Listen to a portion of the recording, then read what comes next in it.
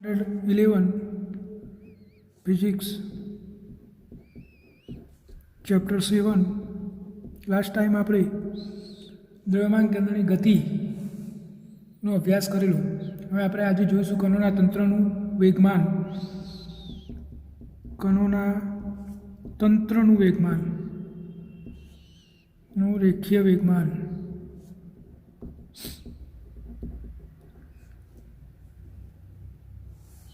આપણે વેગમાનનું સૂત્ર મેળવ્યું હતું P બરાબર mv. એક કણ માટે રેખીય વેગમાન P બરાબર mv. અને આપણે ન્યૂટનની ગતિનો બીજો નિયમ પણ જોયેલો છે, F is equal to dp by dt. એટલે કે કોઈપણ કણના રેખીય વેગમાનના ફેરફારનો સમય દર એની પર લાગુ પાડેલા બાહ્ય એક્સટર્નલ બળ જેટલું, એટલે કે બાહ્ય બળ જેટલું હોય છે. હવે આપણે અહીંયા કણોનું તંત્ર વિચારીએ. માની લો કે કણોનું તંત્ર છે જેમાં કણોના દર m1 m2 m3 up to mn છે, અને આ કણોના અનુરૂપ વેગ v1 v2 v3 up to vn છે. આ n કણોનું તંત્ર છે, અને આ n કણોના તંત્રના દર અનુક્રમે m1 m2 m3 up to mn છે, અને એમના વેગ v1 v2 v3 up to vn છે. તો આ દરેક કણનું રેખીય વેગમાન કેટલું થશે? પહેલા કણનું m1 v1, બીજા કણનું m2 v2, ત્રીજા કણનું m3 v3, એમ કરતાં કરતાં એનમાં કણનું કેટલું થશે? mn vn. તો આ કણોના તંત્રનું આ બધા n કણો છે, તો આ n કણોના દરેક કણનું કુલ કોણીય રેખીય વેગમાન, કુલ રેખીય વેગમાન કેટલું થશે? તો P બરાબર પહેલા કણનું રેખીય વેગમાન વત્તા બીજા કણનું રેખીય વેગમાન વત્તા ત્રીજા કણનું રેખીય વેગમાન અપ ટુ એનમાં કણનું રેખીય વેગમાન. તો આપણે આવું લખી શકીએ m1 v1 plus m2 v2 plus m3 v3 up to mn vn. એટલે કે બધા કણોના રેખીય વેગમાનનો સરવાળો કરીએ તો આપણને કુલ આ તંત્રનું રેખીય વેગમાન મળી જાય. તો આપણે આવું લખી શકીએ P બરાબર કુલ રેખીય વેગમાન P બરાબર mvcm. અને શું થાય કે કણોના તંત્રનું કુલ રેખીય વેગમાન એ તંત્રના કુલ દ્રવ્યમાન અને દ્રવ્યમાન કેન્દ્રના વેગના ગુણાકાર જેટલું હોય છે. કણોના તંત્રનું કુલ રેખીય વેગમાન એટલે કે P કેટલું હોય? તો કણોના તંત્રનું કુલ દ્રવ્યમાન અને દ્રવ્યમાન કેન્દ્રના વેગના ગુણાકાર જેટલું હોય છે. આ કણોના તંત્રનું કુલ કોણીય વેગમાન થયું. આપણે એક કણમાં જે નિયમ લાગુ પાડ્યો તો એ જ કણોના તંત્રમાં પણ લાગુ પડે છે. હવે આપણે આવું કરીએ, dp બાય dt વિકલન કરી દઈએ. m તો અચર, dvcm બાય dt. તો dp by dt is equal to આ m અને આ વેગનું વિકલન એટલે પ્રવેગ acm. તો m એ આવી ગયો, ના f બરાબર m એ બરાબર તો શું થાય? f. તો f કયું? એક્સટર્નલ. આપણે જાણીએ છીએ કે આંતરિક બળોનો સદિશ સરવાળો શૂન્ય થઈ જાય છે, એટલે કે રેખીય વેગમાનમાં ફેરફારનો દર એ માત્ર બાહ્ય બળ પર આધાર રાખે છે. યાદ રાખવાનું, કોની પર આધાર રાખે છે? બાહ્ય બળ પર. યાંત્રિક બળોનો રોલ રેખીય વેગમાનના ફેરફારમાં હોતો નથી. હવે જો બાહ્ય બળ શૂન્ય હોય એટલે કે dp by dt is equal to બાહ્ય બળ 0 હોય. હવે 0 આ વેગમાનનું વિકલન 0 આવ્યું, એનો અર્થ શું થયો? કે વેગમાન શું હોય? અચર હોય છે. તો આના પરથી આપણે રેખીય વેગમાનના સંરક્ષણનો નિયમ પણ લખી શકીએ. જો તંત્ર પર લાગુ પાડેલું પરિણામી બાહ્ય બળ શૂન્ય હોય તો તંત્રનું કુલ રેખીય વેગમાન અચર રહે છે. હવે તમે આને આ રીતે પણ લખી શકો, m dvcm બાય dt. આ રીતે એની જગ્યાએ તો આપણે બળ લીધું છે અને એ 0 હોય. તો જો દર તો ક્યારેય 0 હોવાનું નહીં, દર તો હંમેશા હોય જ, દર શૂન્ય હોય એવું શક્ય નહીં. તો પછી વેગનું વિકલન 0 થયું, એટલે એનો મતલબ શું થયો? કે vcm અચર છે. એટલે કે વેગ શું હશે? અચર. આનો અર્થ શું થાય? કે તંત્ર પર જો બાહ્ય બળ ના લાગતું હોય તો તંત્રનું દ્રવ્યમાન કેન્દ્ર સીધું ગતિ કરે છે અચર વેગથી. કેવા વેગથી? અચર વેગથી ગતિ કરે છે. એના વેગની દિશા પણ બદલાતી નથી. એનું ઉદાહરણ આપણે સમજીએ આ રીતે. માન લો કે રેડિયમનો એક પાર્ટિકલ આ દિશામાં સીધી ગતિ કરે છે, જો આમાં કોઈ પ્રક્રિયા ના થઈ હોય તો એ રેડિયમનું ન્યુક્લિયસ આમ સીધું ગતિ કરીને આ રસ્તા ઉપર જાત. પરંતુ માન લો કે એક ન્યુક્લિયર પ્રક્રિયા દરમિયાન એનું રેડિયો એક્ટિવ ડીકે થઈ જાય છે, એટલે કે એનું વિભંજન થઈ જાય છે, અને વિભંજનમાં બે ન્યુક્લિયસ બને છે, એક રેડોન અને એક આલ્ફા પાર્ટિકલ. માન લો કે રેડોન બન્યો, આ રેડોનનો પાર્ટિકલ અને આપણો આલ્ફા કણ હિલિયમ, જેને આપણે હિલિયમનો પરમાણુ કહીએ છીએ. તો આ રેડિયમના ન્યુક્લિયસના બે ટુકડા થઈ ગયા, આલ્ફા કણ અને રેડોન. તો આ બે ટુકડાઓ એવી દિશામાં ગતિ કરશે કે આ બંને ટુકડાઓનું દ્રવ્યમાન કેન્દ્ર તો આ લીટી ઉપર જ રહે. એટલે કે બાહ્ય બળ નહીં લાગ્યું, અહીંયા બાહ્ય બળ લાગતું નહીં. આ ન્યુક્લિયર પ્રક્રિયાના કારણે રેડોનનું વિભાજન થઈ ગયું અને બે પાર્ટિકલમાં વિભાજન થઈ ગયું. તો વિભાજન પછી પણ આ બે ટુકડાઓ એવી દિશામાં ગતિ કરશે કે એ બંને ટુકડાઓ વડે બનેલા તંત્રનું દ્રવ્યમાન કેન્દ્ર આ સીધી લીટી ઉપર જ ગતિ કરતું હોય. તો આ પદ્ધતિ ખૂબ જ ઉપયોગી છે. દાખલા તરીકે તારાઓની ગતિનો અભ્યાસ કરવા માટે દ્રવ્યમાન કેન્દ્ર પર જો બાહ્ય બળ, એટલે કે તંત્ર પર જો બાહ્ય બળ ના લાગતું હોય તો દ્રવ્યમાન કેન્દ્ર સીધું અચળ વેગથી ગતિ કરે છે. એ સમજવા માટે આપણે એક ઉદાહરણ લઈએ. માન લો કે આ બે તારાઓ આ રીતે ગતિ કરે છે. આપણે દૂરથી જોઈએ તો આ તો જટિલ રસ્તો દેખાય છે આપણને, પરંતુ આપણે દ્રવ્યમાન કેન્દ્રને નિર્દેશ પ્રેમ માની લઈએ તો આપણને બે તારાઓ આમ વર્તુળાકાર ગતિ કરતા જોવા મળશે. એક તારો અહીંયા ને એક તારો અહીંયા. જો આપણે એના દ્રવ્યમાન કેન્દ્રની ગતિને આપણે નિર્દેશ પ્રેમ માની લઈએ તો આપણને બે તારાઓ આપણી આજુબાજુ વર્તુળમાં ગતિ કરતા હોય એવા દેખાય, અને એમની ગતિને આપણે સરળતાથી જોઈ શકીએ અને એનો અભ્યાસ કરી શકીએ છીએ. તો આટલે આપણે આ વેગમાનવાળો ટૉપિક ફિનિશ કરીએ છીએ. અને હવે જોઈશું આપણે એક ગાણિતિક પ્રક્રિયા, બે સદિશોનો સદિશ ગુણાકાર. આપણે બે સદિશોનો અદિશ ગુણાકાર આગળ ભણી ગયા છીએ. હવે નવો ટૉપિક જોઈશું, બે સદિશોનો સદિશ ગુણાકાર. આપણી જોડે કોઈ બે સદિશો છે. માન લો કે એક સદિશ એ છે અને એક બીજો સદિશ છે બી. આ બંનેનો આપણે સદિશ ગુણાકાર કરવો છે. આપણે અદિશ ગુણાકાર ભણી ગયા છીએ. સદિશ એ ડોટ સદિશ બી, આ વચ્ચે ટપકું આવે ને ડોટ કહેવાય, અદિશ ગુણાકાર છે, is equal two AB cos θ. આના ગુણધર્મો પણ આપણે ભણી ગયા છીએ. હવે આપણે આને અદિશ ગુણાકાર કહેવાય. હવે ગુણાકાર અદિશ ગુણાકાર, અને અદિશ ગુણાકારમાં મળતું પરિણામ પણ શું હોય? અદિશ હોય છે. હવે આપણે જોવાનું છે સદિશ ગુણાકાર. તો માન લો કે આપણી જોડે બે સદિશ છે, સદિશ એ અને સદિશ બી. આ બંનેનો સદિશ ગુણાકાર એટલે સદિશ એ ક્રોસ સદિશ બી. અને શું વંચાય? એ ક્રોસ બી. એ ગુણ્યા બી ના કહેવાય, અને શું કહેવાય? એ ક્રોસ બી. અને એ ક્રોસ બી બરાબર થાય એ b sine theta n cap. પહેલાંમાં આપણે પાછળ કેપ નહોતા લખતા કારણ કે પરિણામ અદિશ હતું અને અદિશની દિશા હોય નહીં. પણ અહીંયા બે સદિશોનો સદિશ ગુણાકાર કરવાથી મળતું પરિણામ સદિશ હોય છે, અને પરિણામે આપણે પાછળ એકમ સદિશ દર્શાવવો પડે છે કે આ એન કેપ એ આ એ ક્રોસ બીની દિશા દર્શાવે છે. એટલે કે બે સદિશોનો તમે સદિશ ગુણાકાર કરો તો મળતું પરિણામ સદિશ હોય, અને એની દિશા કઈ હોય એ આપણે હવે જોઈશું. તો મળતા પરિણામની દિશા આ બંને સદિશો વડે બનેલા સમતલને લંબ જમણા હાથના સ્ક્રૂના નિયમ પ્રમાણે આપણે શોધી શકીએ છીએ. માન લો કે આપણે સમજીએ એક સદિશ આ એક સદિશ છે અને એક બીજો સદિશ છે બી. આ એ સદિશ અને આ બી સદિશ બંને વચ્ચેનો ખૂણો માન લો કે થીટા છે. તો આ બંને વડે બનેલ આ બંનેનો સદિશ ગુણાકાર કરીએ. માન લો કે હું એ ક્રોસ બી કરું છું તો જવાબ થશે એ b sine theta n cap. અને આ એન કેપની દિશા કઈ? તો આ બંને વડે બનેલા સમતલને લંબ. એટલે માન લો કે આ બંને સદિશ, એક સદિશ આમ છે અને એક સદિશ આમ છે, તો આ બંને વડે બનેલું સમતલ એટલે આ થાય, એને લંબ એટલે આમ.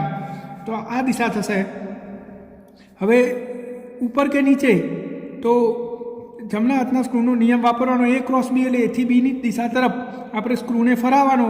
તો સ્ક્રૂને એવું આમ રાખીને એથી બીની દિશામાં ફરાવવું તો એટલે કે આપણા સદિશો આમ છે એટલે માન લો કે હું આ ચોપડીના સમતલમાં લઈ લઉં એ અને બી બંનેને, તો આપણે જમણા હાથના સ્ક્રૂના નિયમ પ્રમાણે એની દિશા શોધી શકીએ. આપણે આમેક્ષ પદ્ધતિ પ્રમાણે શોધીએ. ચલો, આ એક્સ અક્ષ, આ આપણો વાય એક્સ અને આ ઝેડ એક્સ. માન લો કે એક સદિશ આની ઉપર છે એક્સ અક્ષ ઉપર અને એક સદિશ છે વાય અક્ષ ઉપર. તો હવે એક્સ અને વાયમાં બે સદિશો છે તો આની દિશા કઈ હશે? ઝેડ એક્સ ઉપર. આ બંને વડે બનેલા સમતલને લંબ એટલે આ સમતલ કયું બન્યું? એક્સ વાય સમતલ. આ સમતલને લંબ એટલે આમ થાય ઉપર તરફ. હવે એથી બીની દિશા તરફ ફરાવ તો આમ હું સ્ક્રૂને ફરાવીશ એથી બીની દિશામાં એટલે નીચે આવશે તો ઝેડ અક્ષની ઋણ દિશા થશે. હા એ અને બીની દિશા શું થઈ? ઝેડ અક્ષની ઋણ દિશા. તો આપણે કરવાનું શું? માની લો કે બે સદિશા પાટિયાના એક સદિશ આ ચોપડીના સમતલમાં છે અને એક સદિશ આમ ઊભો છે. આ બે સદિશ થઈ ગયા. એક સદિશ અને આ બંનેનો મારે ક્રોસ ગુણાકાર કરવાનો છે તો દિશા કઈ થશે? આ બંને વડે બનેલા સમતલને લંબ એટલે આમ અમારી આંગળીની દિશામાં. હવે આમ હશે કે આમ? તો આથી આ તરફ ફરાવો સ્ક્રૂને તો સ્ક્રૂ આમ જાય એટલે કે આ દિશા થશે. તો બે સદિશોના સદિશ ગુણાકારની દિશા કઈ હોય? બે સદિશો વડે બનેલા સમતલને લંબ જમણા હાથના સ્ક્રૂના નિયમ પ્રમાણે શોધી શકાય છે. આ યાદ રાખવાનું. હવે આપણે એના કેટલાક ગુણધર્મો જોઈ લઈએ. તો જો સદિશ એ ક્રોસ સદિશ B is not equal to સદિશ બી ક્રોસ સદિશ એ. એટલે કે અહીંયા ક્રમના નિયમનું પાલન, ક્રમના નિયમનું મહત્ત્વ છે. તમે a dot b is equal to b dot a લખી શકો, પરંતુ a cross b is not equal to b cross a. આ બે સરખું નથી એટલે કે આપણે એનું જોવું પડે. A cross b is equal to તમે આવું લખી શકો, a cross b is equal to minus b cross a. આવું લખી શકાય, પરંતુ આવું લખી શકાય નહીં. એટલે કે ક્રમના નિયમનું આપણે ધ્યાન રાખવું પડતું હોય છે. બીજો નિયમ આપણે જોઈએ તો minus A cross minus B is equal to A cross B થાય. એટલે માઇનસ ગુણ્યા માઇનસ પ્લસ થાય. એવી જ રીતે આપણે એ ક્રોસ બી પ્લસ સી વિભાજનનું નિયમનું પણ પાલન થાય છે. એટલે કે a cross B plus A cross C આવું તમે લખી શકો છો સદિશ ગુણાકારમાં પણ. બરાબર. હવે આપણે લંબ સદિશો અને સમાંતર સદિશોની વાત કરીએ. માની લો કે સદિશ એ અને એક સદિશ બી છે. આ બંને વચ્ચેનો ખૂણો 0 છે, એટલે કે બંને સમાંતર સદિશો છે. તો હવે બંનેનો ક્રોસ ગુણાકાર કરીએ તો એ ક્રોસ પી બરાબર શું થાય? તો જો એ b sine theta n cap. બરાબર. હવે આ બંને તો સમાંતર સદિશો છે એટલે ખૂણો 0 તો સાઇન 0ની કિંમત શું થઈ જાય? 0. તો બે સમાંતર સદિશનો સદિશ ગુણાકાર શું થાય? 0. યાદ રાખજો. બે એક જ દિશાના સદિશોનો સદિશ ગુણાકાર શું થાય? 0 થાય. બે વિરોધ દિશાના સદિશોનો ગુણાકાર 0 થાય કે સાઇન 180ની કિંમતે 0 જ થાય. તો બે સમાંતર અથવા પ્રતિ સમાંતર સદિશોનો સદિશ ગુણાકાર 0 થાય છે. આ શબ્દો બરાબર નોટ કરી રાખજો. એવી રીતે બે લંબ સદિશો હોય, એ લંબ બી હોય એટલે કે a cross b is equal to a b sine theta n cap. ચાલો, હવે એ તો લંબ છે એટલે ખૂણો π/2 થયો અને સાઇન π/2ની કિંમત શું થાય? 1. સાઇન π/2 એન કેપ એની કિંમત 1 થાય તો એ બી એન કેપ. એટલે કે બે લંબ સદિશો હોય તો એમનો સદિશ ગુણાકાર એ બંને સદિશોના મૂલ્યના ગુણાકાર જેટલો થાય છે. આ પણ તમે ખાસ યાદ રાખજો. હવે આપણે એકમ સદિશોની વાત કરીએ. એકમ સદિશો એટલે કે આઈ છે કે એક્સ દિશાનો, વાય દિશાનો અને ઝેડ દિશાના એકમ સદિશો. આ એક્સ દિશાનો એકમ સદિશ આઈ, વાય દિશાનો એકમ સદિશ છે અને ઝેડ દિશાનો એકમ સદિશ કે. તો આઈ ક્રોસ આઈ શું થાય? બે એક જ દિશાના થયા તો હાલ જ જોયું આપણે 0. તો પછી જે ક્રોસ જે શું થાય? 0. તો કે ક્રોસ કે શું થાય? 0. એવી જ રીતે આઈ ક્રોસ જે શું થશે? બરાબર સમજો. આઈનું મૂલ્ય, જેનું મૂલ્ય સાઇન આઈ અને જે વચ્ચે ખૂણો π/2 હોય એન કેપ. બરાબર. જો આઈ ને જેનું મૂલ્ય તો 1 એકમ સદિશ છે એટલે સાઇન π/2ની કિંમત 1.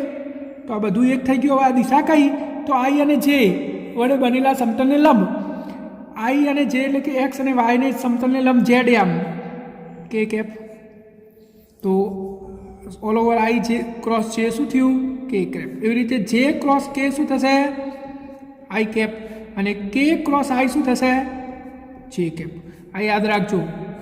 સિક્વન્સ છે જુઓ. આઈ જે કે આઈ. આ એક લાઈન છે. તમે આના સિવાય શોધો. માન લો કે હું જે ક્રોસ આઈ કરું તો પછી એ માઇનસ કે કેપ થશે. કે ક્રોસ જે કરું તો એ માઇનસ આઈ કેપ થશે. અને આઈ ક્રોસ કે કરું તો માઇનસ જે કેપ થાય. લાઇનમાં ક્રોસ ગુણાકાર હોય તો આઈ અને જે એને લંબ એટલે કે, જે અને કે એટલે એને લંબ આઈ, કે અને આઈ એટલે લંબ જે. પરંતુ જો લાઇનમાં ના હોય તો માઇનસ થશે. આ ખાસ યાદ રાખવાનું, તમારે આની અવારનવાર જરૂર પડશે, એટલે તમે ચોપડામાં લખતા જજો અને સમજતા જજો, કારણ કે આની બહુ બધી વાર જરૂર પડવાની છે આ સદિશ ગુણાકારના નિયમોની, તો તમારે એને યાદ રાખવું પડશે. બરાબર. ક્રમમાં હોય તો પ્લસ અને ક્રમમાં ના હોય તો માઇનસ. અને હવે છેલ્લું ગુણાકાર, બે સદિશોનો ગુણાકાર. માની લો કે સદિશ એ ઇઝ ઇક્વલ ટુ, એટલે કે સદિશ ગુણાકાર એ એક્સ આઈ કેપ છે, બી વાય જે કેપ છે અને બી ઝેડ સી ઝેડ કે કેપ છે. આપણી જોડે આ, અથવા તો આપણે સીધું એના સ્વરૂપમાં લઈએ એટલે તમને જલ્દી ખબર પડી જાય. A is equal to a x i cap, a y j cap અને એ ઝેડ કે કેપ. આ આપણું એક સદિશ છે. બીજો સદિશ આપણી જોડે છે b x i cap plus b y j cap plus b z કે કેપ. આ બંનેનો મારે સદિશ ગુણાકાર કરવો છે, એટલે કે એ ક્રોસ બી કરવાનું છે. તો તમારે કરવાનું શું, બરાબર સમજી લેજો. આ રીતે તમારે મેટ્રિક્સ બનાવવાનો, આઈ, આ જે અને આ કે. હવે એ ક્રોસ બી છે તો પહેલાં એના ઘટકો લખવાના. એનો આઈ ઘટક શું છે, એ એક્સ, વાય ઘટક શું, એ વાય અને ઝેડ ઘટક શું, એ ઝેડ. હવે બી, તો બીના ઘટકો લખવાના, બી એક્સ, બી વાય અને બી ઝેડ. તો આ રીતે તમારે મેટ્રિક્સ બનાવવાનો, આઈ છે કે પછી પહેલો જે હોય એના ઘટકો, પછી જે બીજો હોય એના ઘટકો.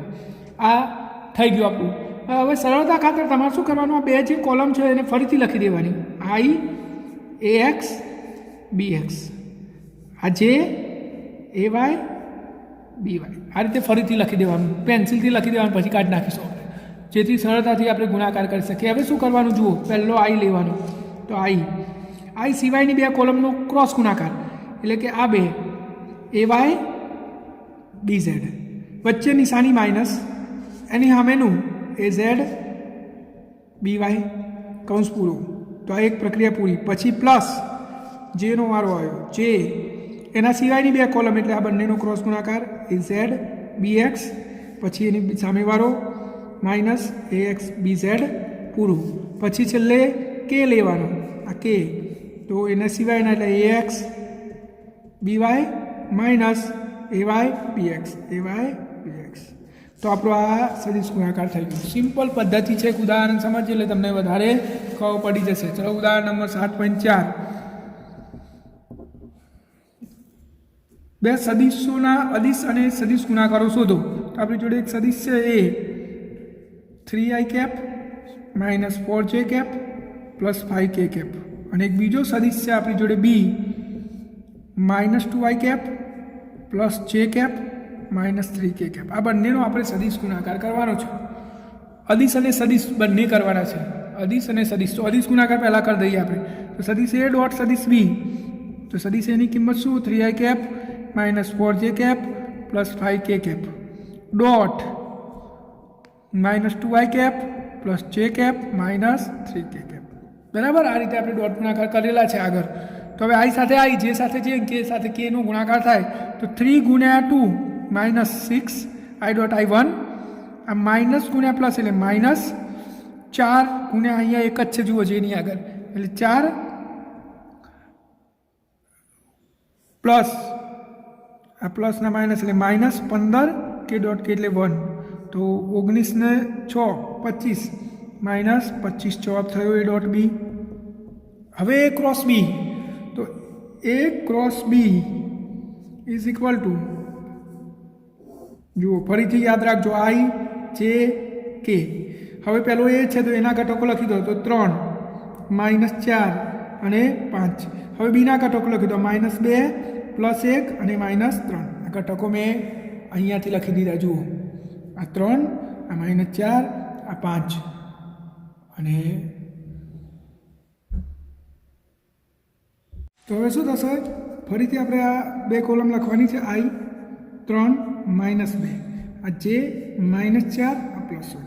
આપણે અગાઉ કર્યું એ જ પ્રમાણે હવે આપણે આગળ ચાલીશું. તો પહેલાં આઈ કૌંસમાં એની આગળની બે, એટલે આ માઇનસ 3 ગુણ્યા માઇનસ 4 એટલે 4 તારી 12 માઇનસ 5 ગુણ્યા 1 એટલે 5. આઈ પૂરું. હવે આપણે જે લઈશું, આ જે, તો જેની આગળની બે એટલે 5 દુ 10 માઇનસ 10 માઇનસ 3 તારી 9 આ માઇનસ છે એટલે -9 અને આગળ કે તો આગળની 2 એટલે 3 × 1 3 માઇનસ અને માઇનસ ગુણ્યા માઇનસ પ્લસ તો અહીંયા શું થયું 12માંથી 5 જાય તો 7 આઈ કેપ આ રીતે માઇનસ ને માઇનસ પ્લસ થઈ જશે એટલે -1 વધ્યો એટલે -j કેપ અને અહીંયા -5k કેપ તો આપણો આ A ક્રોસ B આવી ગયો તો તમે આ રીતે શાંતિથી ગણશો તો તમને આવડી જશે આ A ક્રોસ B આવ્યો તમે B ક્રોસ A શોધો તો નિશાનીઓ બદલાઈ જાય દાખલા તરીકે B ક્રોસ A કરવો છે મારે તો -7i cap +j cap +5k cap થઈ જાય તો આ રીતે તમે બે સદીશોનો સદીશ ગુણાકાર કરી શકો છો હવે આપણે આગળનો ટોપિક